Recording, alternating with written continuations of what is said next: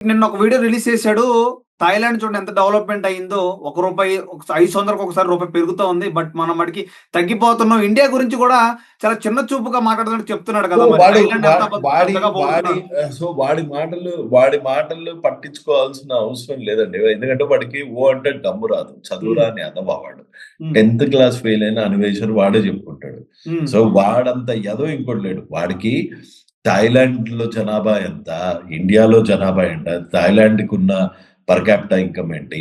మన fourth largest, fifth largest economy అంటే మన మన ఏరియా ఏంటి? మన పాపులేషన్ ఏంటి? మన లిటరసీ రేట్ ఏంటి? ఒక ప్లాన్‌ని ఇండియాలో అన్ని జోన్‌లలోనూ, అన్ని రాష్ట్రాల్లోనూ ఇంప్లిమెంట్ చేయాలంటే వచ్చే హ్మ్. లీగల్ కంప్లయెన్సెస్ ఏంటి? ఒక హ్మ్. ఎకనామిక్ రిఫార్మ్ తీసుకోవాలంటే వచ్చే కంప్లయెన్స్ ఏంటి? వాడికసలు ఇండియా గురించే తెలీదు. వాడు బట్టల గురించి మాట్లాడుతున్నాడు.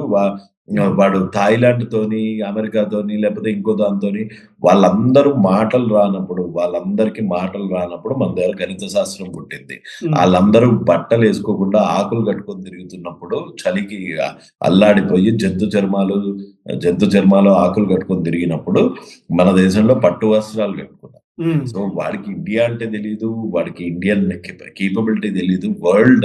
వరల్డ్‌కి ఫార్మసీ అంటారు ఇండియాని. హ్మ్. సో మన దగ్గర మెడిసిన్ ఎప్పుడొచ్చింది? మన దగ్గర మ్యాథమెటిక్స్ ఎప్పుడొచ్చింది? హ్మ్. మన దగ్గర కాలగణనం ఎట్లా వచ్చింది? మన దగ్గర ప్రిడిక్షన్స్ ఎట్లా వచ్చాయి? మన హ్మ్. దగ్గర టైం ఎలా వచ్చింది? హ్మ్.